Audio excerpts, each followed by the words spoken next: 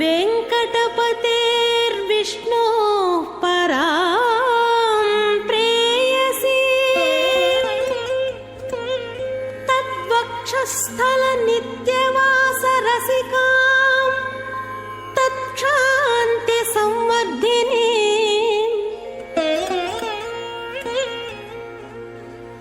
पद्मालङ्कृतपाणिपल्लवयुगां पद्मासनस्थां श्रियं वात्सल्यादिगुणोज्ज्वलां भगवती वन्दे जगन्मातरम्।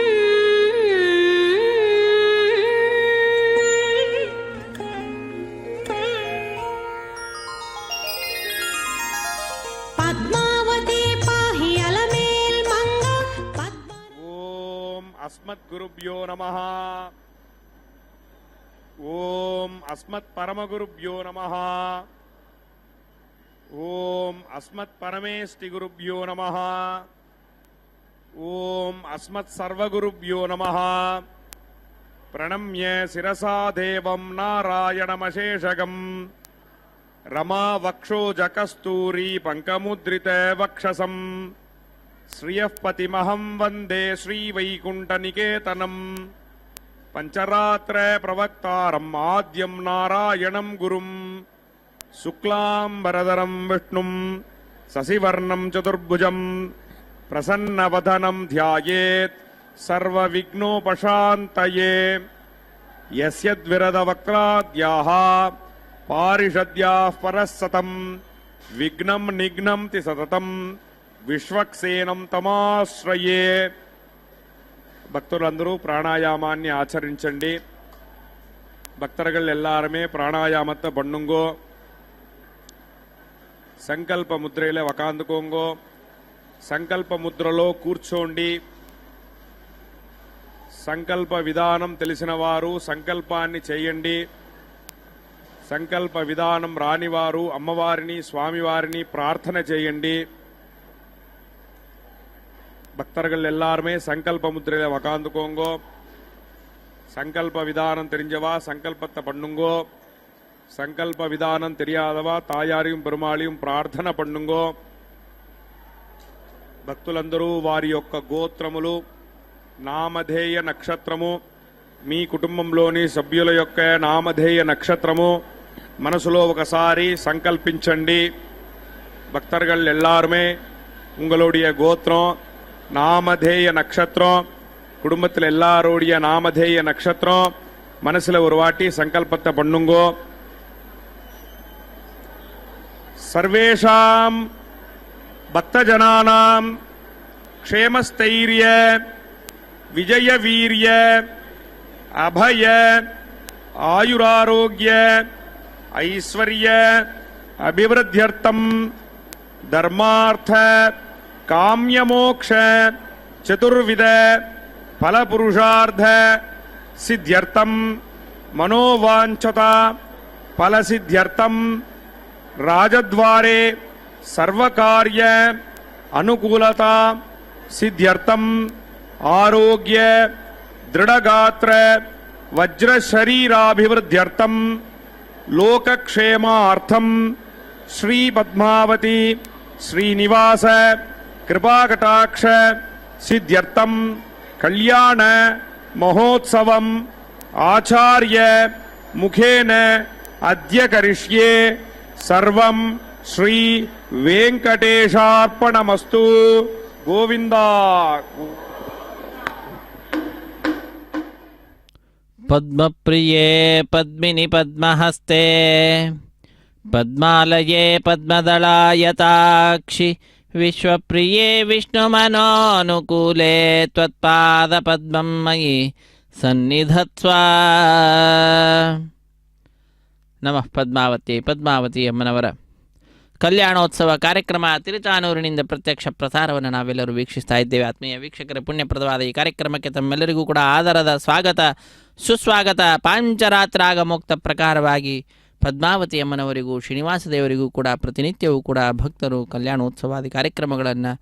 ನಡೆಸುವಂತೆ ಆ ಭಗವಂತನಲ್ಲಿ ತಾಯಿಯಲ್ಲಿ ಪ್ರಾರ್ಥನೆಯನ್ನು ಸಲ್ಲಿಸಿ ರಸೀಟಿಯನ್ನು ಕೂಡ ಪಡೆದುಕೊಂಡು ಕಾರ್ಯಕ್ರಮದಲ್ಲಿ ಪಾಲ್ಗೊಳ್ಳುತ್ತಾರೆ. ಮತ್ತೆ ಕೆಲವರು ತಮ್ಮ ಮನೆಯಲ್ಲಿ ಕುಳಿತುಕೊಂಡೇ ಈ ಉತ್ಸವದಲ್ಲಿ ಪಾಲ್ಗೊಳ್ಳುತ್ತಾರೆ. ಹೀಗೆ ಪಾಲ್ಗೊಳ್ಳುವಂತಹ ಭಕ್ತರೇನಿದ್ದಾರೆ ಅವರಿಂದ ಮೊಟ್ಟ ಮೊದಲಿಗೆ ಸಂಕಲ್ಪವನ್ನು ಮಾಡಿಸಿ ನಂತರ ಶುದ್ಧಿ ಪುಣ್ಯಾಹ ವಾಚನ ಕಾರ್ಯಕ್ರಮದಿಂದ ಕಲ್ಯಾಣೋತ್ಸವವನ್ನು ಅರ್ಚಕ ವರೇಣ್ಯರು ಆರಂಭಿಸ್ತಾ ಇದ್ದಾರೆ. ಅದರಲ್ಲಿ ಕೂಡ ನಿರ್ವಿಘ್ನ ಪರಿಸಮಾಪ್ತಿಗಾಗಿ ವಿನಾಯಕನ ಪೂಜೆಯ ಪರ್ಯಾಯವಾಗಿ ವಿಶ್ವಕ್ಸೇನನ ಆರಾಧನೆಯನ್ನು ಮಾಡುತ್ತಾ ಸ್ಥಳ ಶುದ್ಧಿ, ವಾತಾವರಣ ಶುದ್ಧಿ, ದ್ರವ್ಯ ಶುದ್ಧಿ, ಆತ್ಮಶುದ್ಧಿ ಹೀಗೆ 4 ವಿಧವಾದಂತಹ ಫಲವನ್ನು ನೀಡುವಂತಹ ಶುದ್ಧಿ ಪುಣ್ಯಾಹ ವಾಚನೆ ಎನ್ನುವ ಕಾರ್ಯಕ್ರಮವನ್ನು ಅರ್ಚಕ ವರೇಣ್ಯರು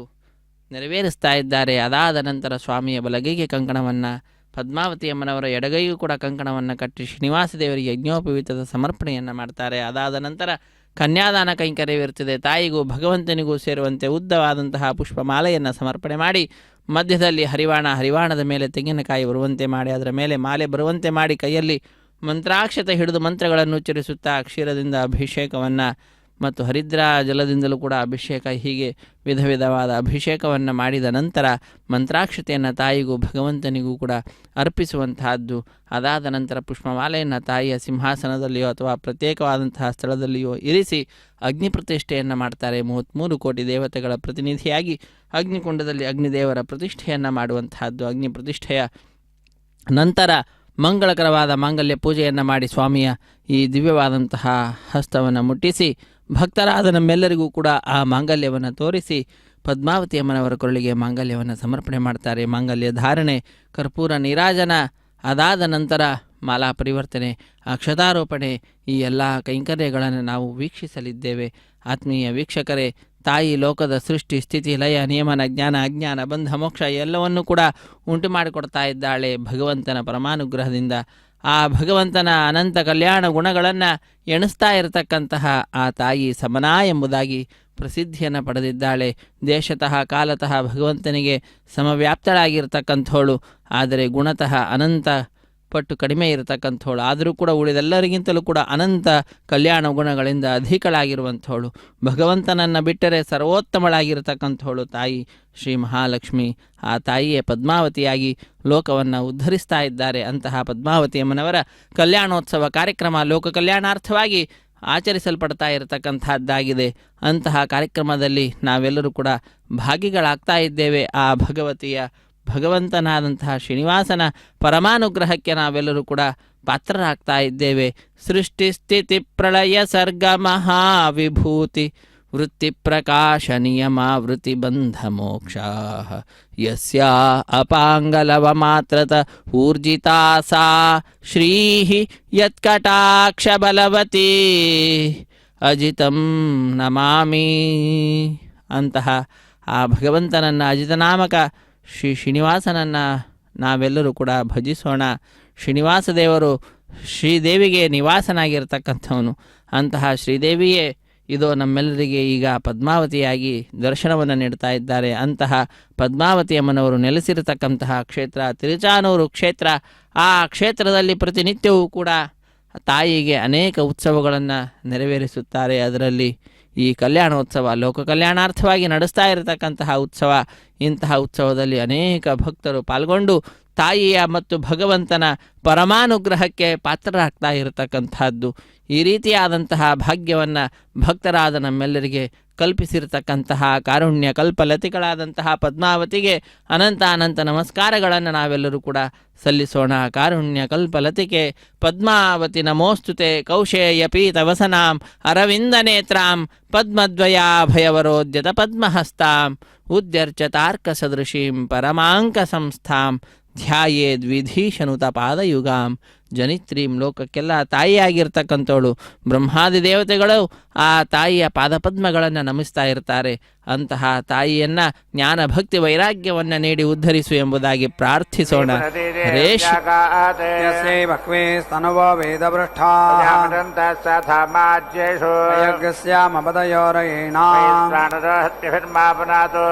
ಪ್ರಾಣೇನೆ ಶಿರೋಮಯೋ ಭೋ ಯಜ್ಞೇ ಮಾ ಪುನೀತಾ ैर्देवमन्मभिः दक्षैः पुनाहिमा तेन देवा अपुनत तेनापो दिव्यङ्गसः तेन दिव्येन ब्रह्मणा ब्रह्मपनीमहे पावमानेरध्येते संभृतकौरसम् सार्वगं सबोधमश्नाति सम्मादिर्श्वना पावमानेर्याध्येते संभृतकौरसम् अस्मै सरस्वती दुहे कीरको सर्पिर्मथोदका पावमाने स्वस्य यनेः गाह्यपकस्वती संभृतो रसः ब्राह्मणे श्रुपदको हिता पावमानेर्ति सन्तु नः मल्लकपथो कामान् समर्थयन्तु नः देवैर्देवैः समाभृताः पावमाने स्वस्य यनेः घृतश्च्युतः शिभिः सम्भृतो रसः ब्राह्मणे श्रुपदको हिता येन देवा पवित्रेण आत्मानं पुनदे सदा तेन सहस्रधारेण पावमान्यप्नुन्तु मा प्राजापत्यं पवित्रम् तदोद्यामकं हिरण्मयम् तेन ब्रह्मविदो वयं भूतं ब्रह्मपुनीमहे इन्द्रस्तु नीति सह मा पुनातो स्वस्त्या वरुणः समीच्या नमो राजा प्रमृणाभिः पुनातु मा जातवेदामोर्जगिञ्चा पुनातु भूर्भुवस्सु वः तत्संयोरावृणीमहे दातुं यज्ञाय यज्ञपदके दैवे स्वस्तिरस्तु नः मानुषेभ्यः ऊर्ध्वञ्जिगातु भेषजम् तन्नो अस्तु पिपते सञ्चतुष्पदे ॐ शान्तिः शान्तिः शान्तिः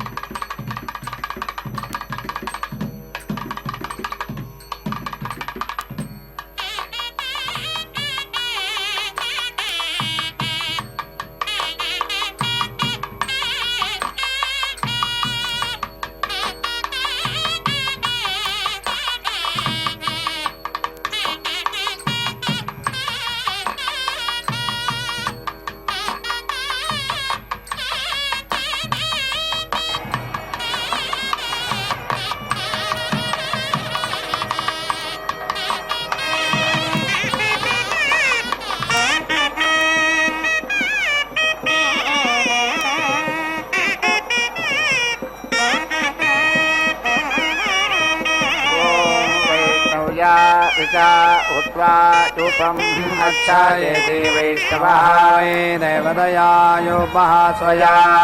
देवायनम् देवदया अच्छायते अदिति अन्यान् अगाम्ना अन्यान् एति अगामिति आह अदिति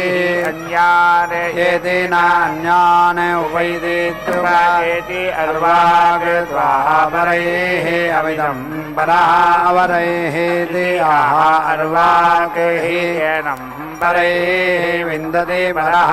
अवरैः वैष्णवम् देवगज्जाय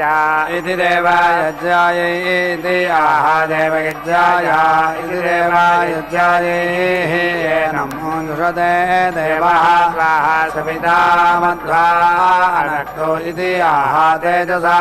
एवाय नमो अनक्ति ओषधे स्वागस्वाजेनम् स्वधित इति स्वाधिते माय नमो हिगंसिः इति आह वज्रः वै स्वधितिरिति स्वाधितिः शान्तिः स्वधितेरिति स्वाधितेः वृक्षस्य बिभ्यतः प्रथमेन सकलेन सह तेजः परेति पतति यः प्रथमः सकलः प्रापतेति परापतेः तेजम् अपीयेति हरेति तेजसमिति सा तेजसमो एवाय नमो येति हरति मे वै लोकाः युपाते प्रगतैति प्रायतः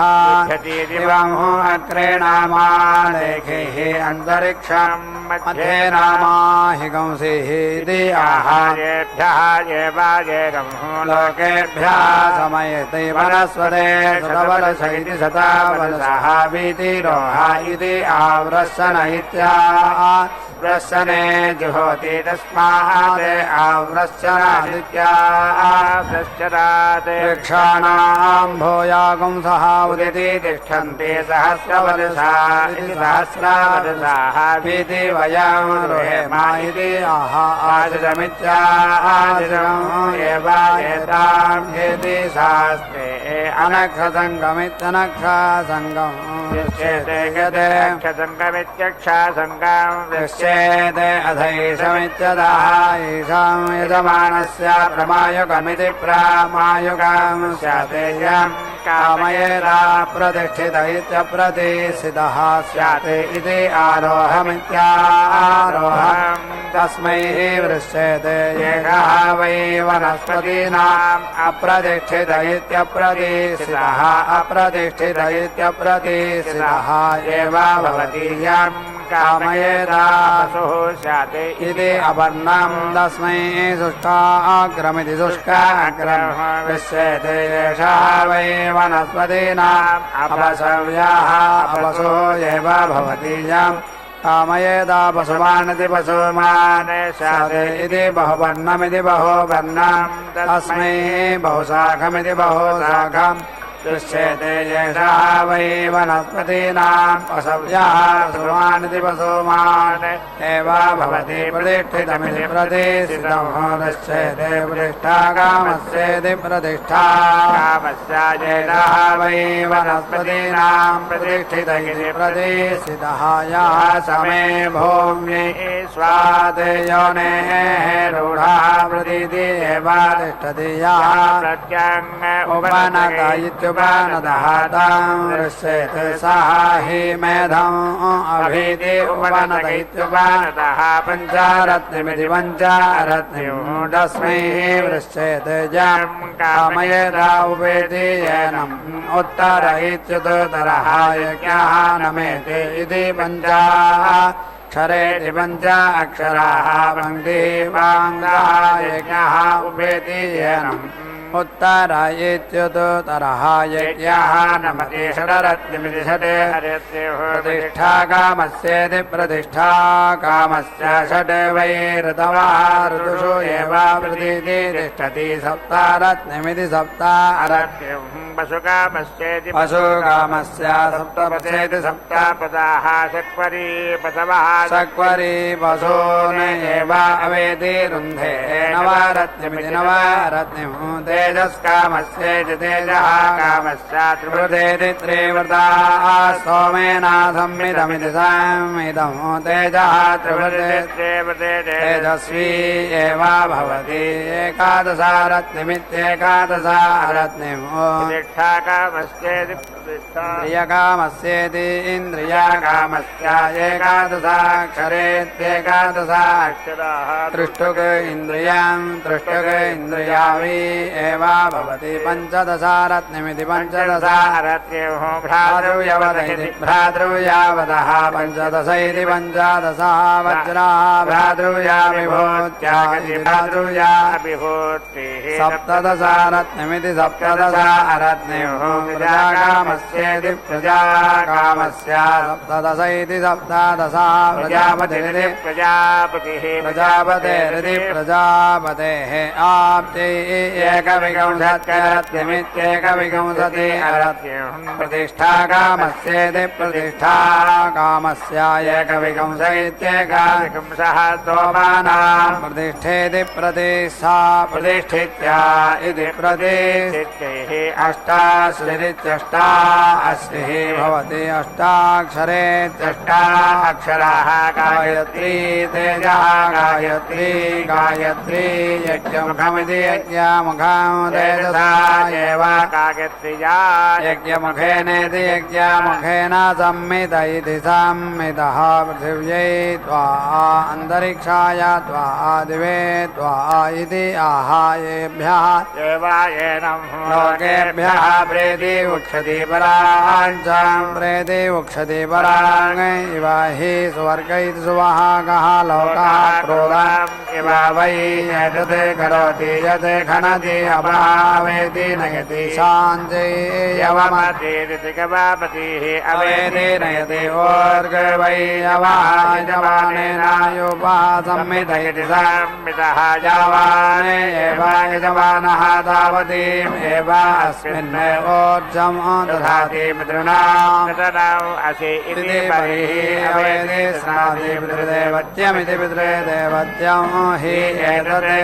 निखातमिति निखातम् यते परिरेणवासीर्यामिनुयात् पितृदेवत्य इति पितृदेवत्यः निखातयति निखाते परिः अवस्थीर्येत्यवासीर्यामिनोति अस्याम् एवायेनम् मिनोति योपसकलमिति योपसकलम् अवेति अस्यति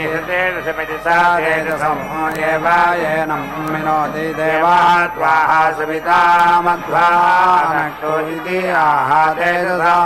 एवायेनम् अनक्ति सुविफलाभ्य इति सुविफलाभ्यः त्वाः ओषधीभ्यः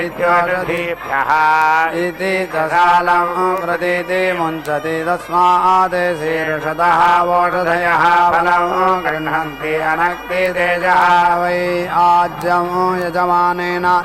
अग्निष्ठेत्यग्नि सा अश्रिः संहितेति सा यदे अग्निष्ठामित्यग्नि साम् अश्रिम् अनक्ति यजमानम् एव तेजसा अनक्ति आन्तमित्या अन्तम् अनक्ति आन्तमित्या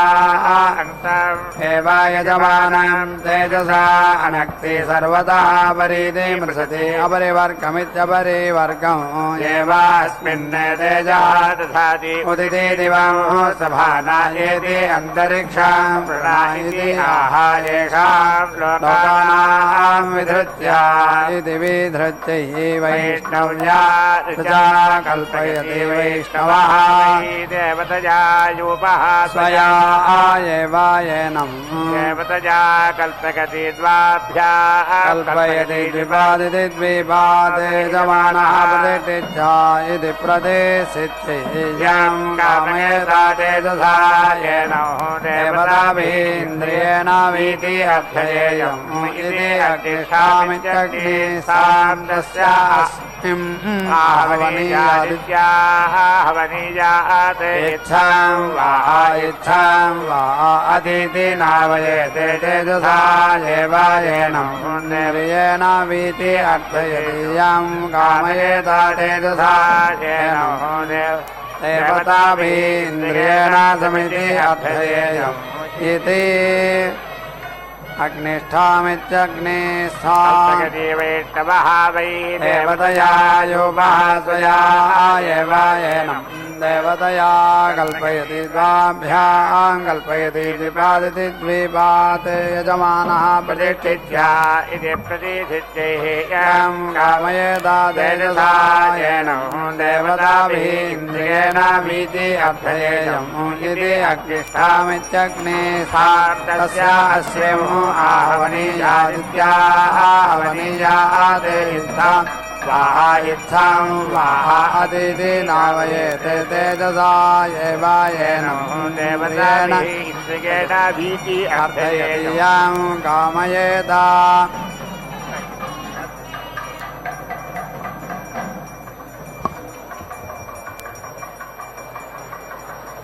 इति अर्थयति यं कामयेता तेजसा येनो देवताभिः इन्द्रियेण समिति अर्थयेयम् इति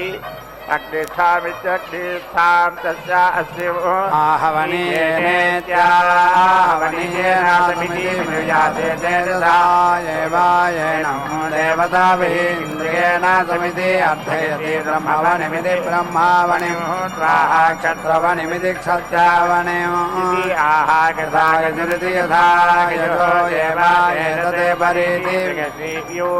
वै रसनाय जमानेन योगः संमित इति संविदः यजमानम् एव ऊर्जा समिति अर्थयति नाभिदग्न इति नाभिदग्ने परीति जगति नाभिदग्न इति नाभिदग्ने एव अस्मिन् ऊर्जं दधाति स्वाहा नाभिदग्न इति नाभिदग्ने ऊर्जा भुञ्जते यं कामयेद ऊर्जा येन इति अर्थयेयम् इति ऊर्ध्वां वा तस्य अवाचिं वा अवेति ऊर्जा एव येनम् इति अर्थयति यदि कामयेत वर्षुकः वज्रन्यः स्यात् इति अवाचिम् अवेति ऊहेते वृष्टिम् एव नीति यच्छति यदि कामयेत वर्षुकः स्यात् इति ऊर्ध्वाम् उदिति ऊहेते एव उदिति यच्छति मनुष्याणाम् ऊर्ध्वम् निघातादिति निघाताते येति रसनायाः ओषधीनाम् रसना विश्वेषाम् देवानाम् ऊर्ध्वम् रसनायाः येति जशालादिन्द्रस्य सशालम् साध्यानाम् अतिरिक्तमित्यतिरिक्तम् सा वै एषः सर्वा देवत्यः यदेयोपम् मिनोति सर्वाः एव देवताः प्रीणाति यज्ञेन वै देवाः स्वर्गमिति लोकम् आयन्नेते अमन्यन्त मनुष्याः नः अन्वा भविष्यन्ति च नो आभविष्यन्ति इति ते यूपेन योपयित्वा स्वर्गमिति सुभागम् लोकम् आयन्नेतम् ऋषयः यूपेन एव अनुप्रेति अजानन्नेतते योपस्य पत्रमिति योपात्वा यते योपम् मिनोति सुवर्गस्येति सुभागस्य लोकस्य प्रज्ञाद्या इति प्राज्ञाद्भिः पुरस्तात् मिनोति पुरस्तात् हि यज्ञस्य प्रज्ञायत इति प्राज्ञायते अप्रज्ञातमित्यप्रज्ञातम् हि तत् यत् अधिपन्न इत्यधिपन्ने आहो इदम् कार्यम् आसीत् इति साध्याः वै देवाः यज्ञम् अदिति अमन्यन्त तान् यज्ञाः अस्पृशते तान् यत् यज्ञस्य अतिरिक्तमित्यतिरिक्तम् आसीत् तत् अस्पृशते अतिरिक्तमित्यतिरिक्तम् वै एतत् यज्ञस्य यत् अग्नौ अग्निम् अचित्वा प्रहरतीति प्रहरति अतिरिक्तमित्यतिरिक्तम् एतत् योपस्य यत् ऊर्ध्वम् दशालात् तेषाम् भागधेयमिति भागधेयम् आन् एव तेन प्रीणाति देवाः वै सर्गस्य सोमेः प्रेति आरण्य प्रेति योगम् ते अमन्यन्ता यज्ञवेशसमिति वै इदम् कुर्मः इति ते प्रस्तरमिति प्रास्तरम् शुचाम् निष्क्रयणमिति निःक्रयणम् अपश्यन्नेश्वरम् योगस्य सर्गस्य सितेः सोमेः प्रेति प्रस्तरमिति प्रास्तरम् हरति जुहोति स्वरम् अयज्ञवेशसायेत्ययज्ञा वेशसाया साध्याः वै देवाः अस्मिन् लोके आसीत् न अन्यत् किं च नामिषते ते अग्नेम् एव अग्नजेः मेधाया एति अलभन्ता न हि अन्यत् आलम्भ्यमित्यालम्भ्यम् अविन्दन् ततः वै इमाः प्रजा इति प्राजाः प्रेति अजायन्ता यत् अग्नौ अग्निम् मथित्वा प्रहरतीति प्रहरति प्रजानामिति प्रजननायेति प्रजननाय रुद्रः वै एषः यत् पशुः यत् पशुम् आलभ्येत्यालभ्याग्निम् मन्थेते रुद्राय यजमानम् अपीति दध्याते प्रमायुगैः प्रामायुगः स्यात् असो इति खलु आहो अग्निः सर्वाः देवताः हविः एतत् यत् पशुः इति यत् पशुम् आलभ्येत्यालभ्य अग्निम् मन्थति हव्याय एव आसन्नायेत्या सन्नाजातु सर्वाः देवताः जनयति उपाकृत्य एव मञ्चः तदेन इव आलब्धमित्यालब्धं न इव अनालब्धमित्यनालब्धम् अग्नेः जनित्रम् असि इति आह अग्नेः हि एतद् जनित्रम् वृषणौ सः इति आह वृषणौ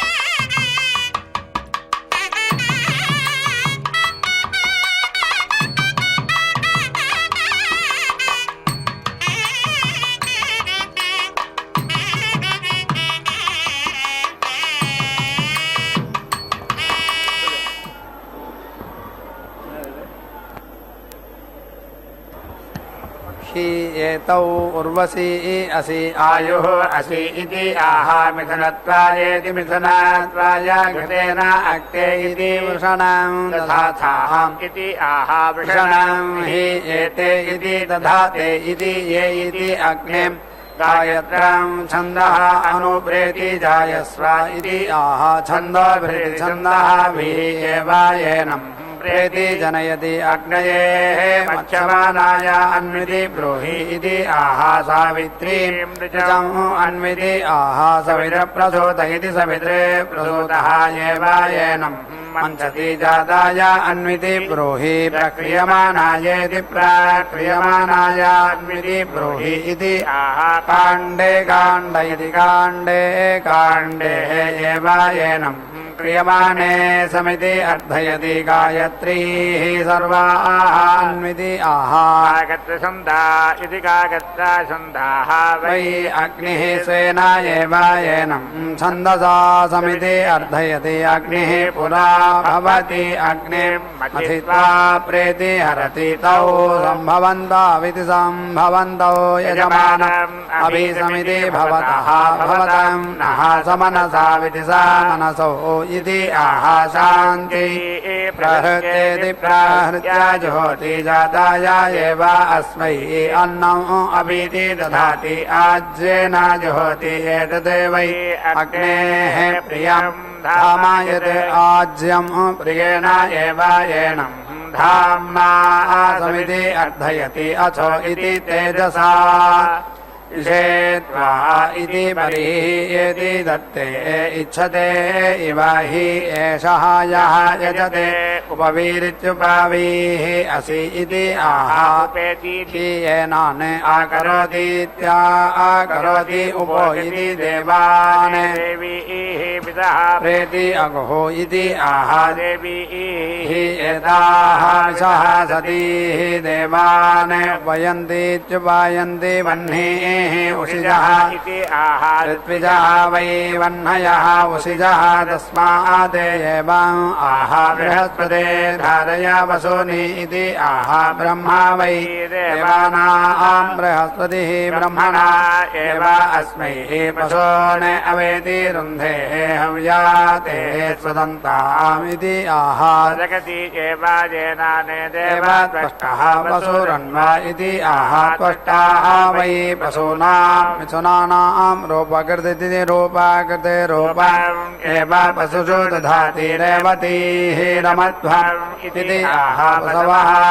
रेवतीः पशून् एव अस्मै रमयति देवस्य त्वाः सवितुः प्रसवैति प्रासवे इति एति दत्ते प्रसूत्या इति प्रासूत्यैः अश्विनाः बाहुभ्यामिति बाहुभ्याः इति आह अश्विनौ हि देवानाम् अध्वर्यो इति आस्ताम् पोष्णास्ताभ्याम् इति आह यत्यै ऋतस्य त्वाः देवः विरिति देवा हविः पाशेनायेति रभे इति आह वै ऋतं सत्येन एवायेनं ऋतेन येति रभते अक्षया परीति हरति मध्यं हि प्रतिमुञ्चन्तीति प्रतिमुञ्चन्ति व्यावृत्या इति व्यावृत्यै धर्षमानुषान् इति नीति युनक्ति धृत्यै अद्वैत्यतेभ्यः ओषधीभ्य इत्योषधीभ्यः प्रीति अद्वैत्यतेभ्यः प्रेति वक्ष्यामि इति आह अध्यैत्यतेभ्यः हि एषः वोषधीभ्य इत्योषधीभ्यः सम्भवतीति सम्भवति यत् पशुः अपां पेरुः असि इति आह एषः हि अपां पातायाः मेधाया आरभ्यत इत्यारभ्यते स्वात्तं चिते सदेवमिति सा देवम् हव्यम् आपः देवीः स्वदता स्वदतायेनम् इति आह स्वदयति एवायेनम् उपरिष्टात् प्रेति उक्षति उपरिष्टात् एवायेनम् मेढ्यम् करोति पाययति अन्तरतः एवायेनम् मेध्यम् करोति अधस्तात् उपेति उक्षति सर्वतः एवायेनम् मेध्यम् करोति वैहोत्रा देवाः सुरान् अभवन् अग्नये समिध्यमानायेति सामिध्यमानाय अन्विति ब्रूहि इति आह भ्रातृया विभूत्या इति भ्रातृया विभूति सप्तदशेति सप्त सामिधेनीरिति सामिधेनीः अन्विति आह सप्तदशेति सप्तदशः प्रजापतिरिति प्रजापतिः प्रजापतेरिति प्रजापतेः आप्यै सप्तदशेति सप्तदश अन्विति आह द्वादश मासाः पञ्चऋतवः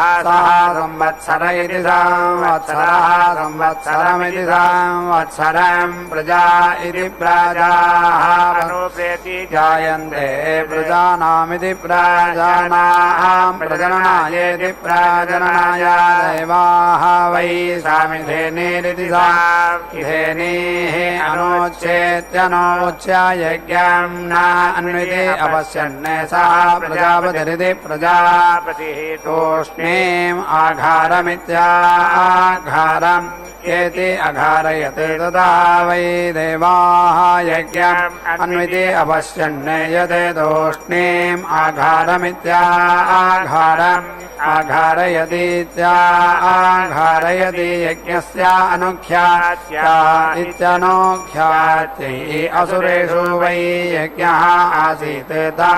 देवाः तूष्णीकम् होमेनेति तूष्णीम् होमेन अवरुञ्जतायते तूष्णीम् आघारमित्याघारम् आघारयतीत्याघारयति भ्रातृव्यस्य एवातते यज्ञम् वृङ्क्ते परिधीनिति परिधीने समिति माष्टि पुनाति एवायेनाने स्त्रीरिति त्रिः त्रिः समिति माष्टि त्र्यावर्तिति त्रि आवर्तिः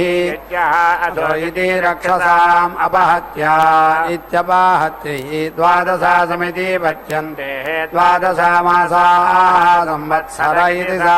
वत्सरः संवत्सरमिति संवत्सरम् एव प्रीणाति अथो इति संवत्सरमिति संवत्सरम् एव अस्मै उपेति दधाति सुवर्गस्येति सुवहागस्य लोकस्य समष्ट्यात् इति साम् अष्ट्यै शिरः वै एतत् यज्ञस्य यत् आघारयित्याघारः अग्निः सर्वाः देवताः यत् आघारमित्याघारयति घारयति शीर्षतः यज्ञश्चागजमानः सर्वाः देवताः अवेति रुन्धे शिरः वै एतत् यज्ञस्य यत् आघार आत्मा पशुः आघारमित्याघारम् आघार्येत्याघार्य पशुं समिति अनक्ति आत्मन् एव यज्ञस्य शिरः प्रतीति दधाति समिति ते प्राण इति प्राणः गच्छतामिति आह वायुदेवत्य इति वायुदेवत्या वै प्राण इति वायौ एव अस्य प्राणमिति प्राणं जुहोति समिति यजत्रैः अङ्गानि समिति यज्ञपतिरिति यज्ञादित्या आशिषा इति आह यज्ञपतिमिति यज्ञ अस्य आशिषमित्या आशिषं गमयति विश्वरूपैति विश्वरूपः वै राष्ट्रः उपरिष्टात् पशुम् अभीति अवमीते तस्मात् उपरिष्टात् पशोः न अवेति जन्ति यत् उपरिष्टात् पशुं समनक्तीति सम् अनक्ति मेध्यम् एव येनं करोति ऋत्विजः वृणीते छन्दागुंसि एव वृणीते सप्त वृणीते सप्त ग्राम्याः बसवः सप्त आरण्याः सप्त छन्दागुंसि उभयस्यावरुध्ये एकादश प्रयाजानिति प्रयाजान् यजति दश वै बसोः प्राणा इति प्राणाः आत्मा एकादशायावान् एव वसुः तां प्रेति यक्षीमपाम्येकः आत्मा एव आत्मानं परिति सयेः वज्रः वै स्वधितिरिति स्वाधितिः वज्रः युवसकल इति युवसकलः घटं खलु वै देवाः कृत्वा सोमम् अघ्नन् घृतेन अक्तौ पशं प्रायेथाम् इति आह वज्रेण एव येनं पथे कृत्वा येति लभते पर्यग्निति परि अग्नि करोति सर्वहुदमिति सर्वं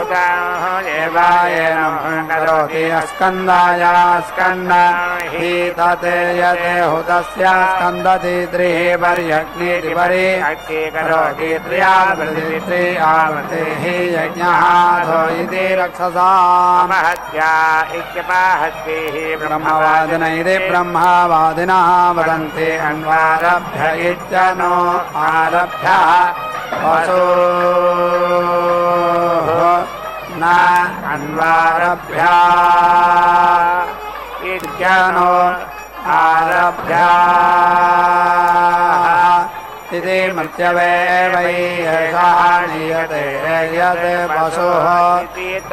यत् अन्वारभेते जनो आरभेत मायुक इति प्रामायुगः यजमानः स्यात् अधो इति खलु आहुः स्वर्गायेति सुभागाय वै एषः लोकाय नीयते यत् पशुः श्रेयो वसीय आयत्सम्भूतं भूतम् चित्रकेतुप्रभानाभान् सम्भान् ज्योतिष्मागस्तेजस्वानादभग्रस्तपन्नभितपन्ने रोचनो रोचमानः शोभनः शोभमानः कल्याणाः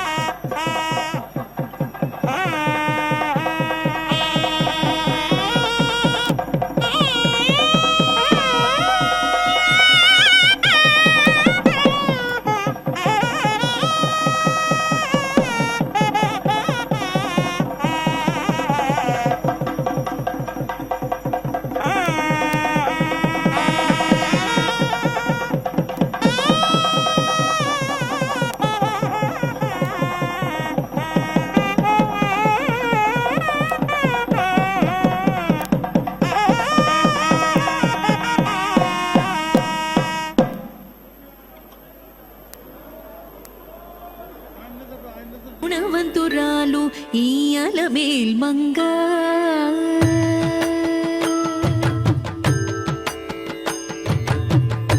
గుట్టుగలదానికి కోరికే ఫలించును ఇట్టి గుణవంతురాలు ఈ అలమేల్ మంగ గుట్టుగలదానికి కోరికే ఫలించును ఇట్టి గుణవంతురాలు ఈ అలమేల్ మంగ గుట్టుగలదానికి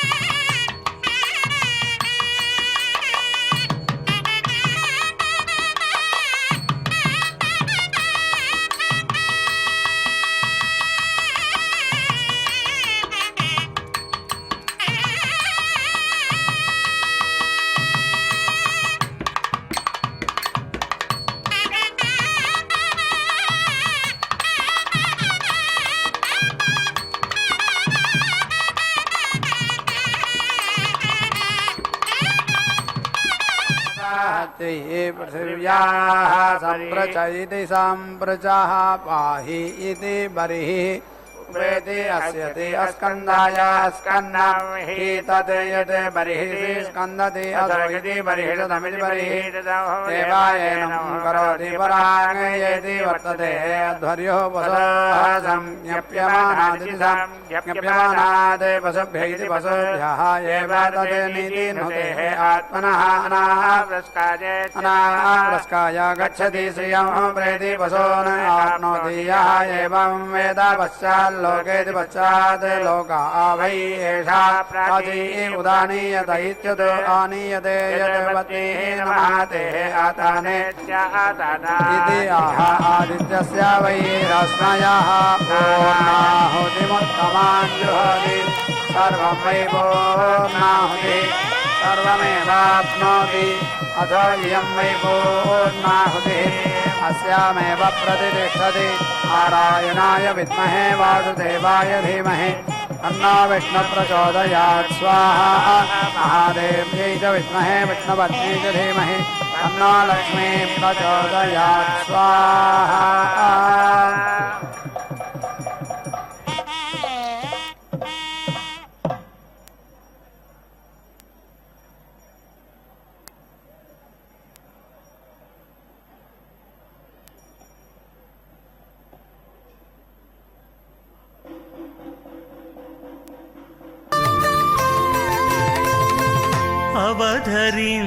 అవధరించగదయ్య